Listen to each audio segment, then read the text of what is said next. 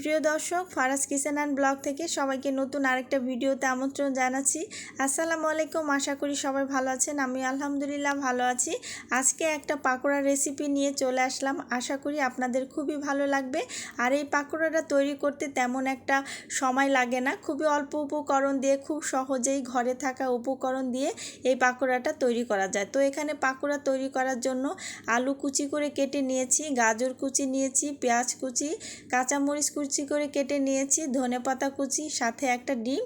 এবারে একটি পাত্রের মধ্যে সিদ্ধ করা নুডলস দিয়ে দিচ্ছি। এখানে আমি ম্যাগি নুডলস ব্যবহার করেছি, আপনারা যে কোনো ব্র্যান্ডের নুডলস ব্যবহার করতে পারেন। এখানে আলু কুচি দিয়ে দিচ্ছি, সাথে গাজর কুচি দিয়ে দিলাম। এবারে পেঁয়াজ কুচি দিয়ে দিচ্ছি, কাঁচামরিচ কুচি করে কাটা দিয়ে দিচ্ছি। এখানে আমি 4-5টা কাঁচামরিচ ব্যবহার করেছি। এবারে ধনেপাতা কুচি দিয়ে দিচ্ছি,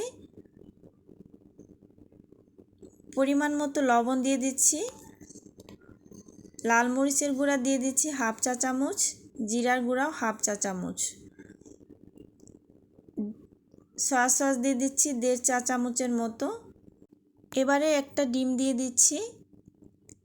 ডিম দেওয়া হয়ে গেলে এর মধ্যে এখন আমি ম্যাগি নুডলসের যে মশলাটা ছিল সেটাও দিয়ে দিচ্ছি।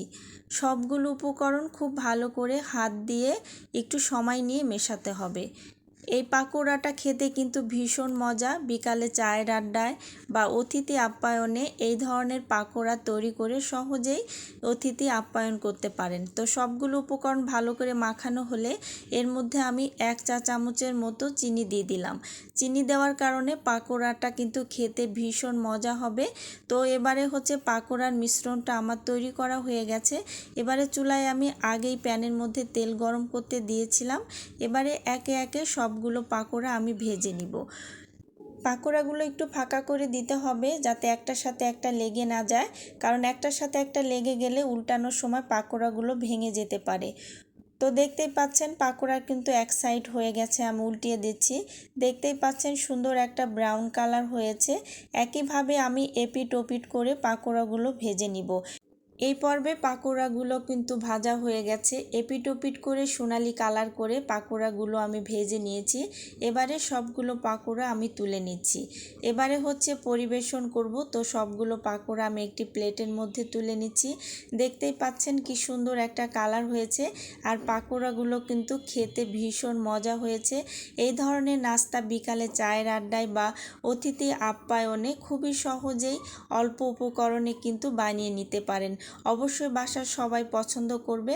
ভিডিও ভালো লাগলে অবশ্যই বাসায় একদিন হলেও ট্রাই করে দেখতে পারেন। আশা করি সবাই খুবই পছন্দ করবে। ভিডিও ভালো লাগলে ভিডিওতে একটা লাইক কমেন্ট করে পাশে থাকবেন। আর আমার চ্যানেলে নতুন নতুন ভিডিও পেতে হলে আমার চ্যানেলটি সাবস্ক্রাইব করবেন। সবাই ভালো থাকবেন। আল্লাহ হাফেজ।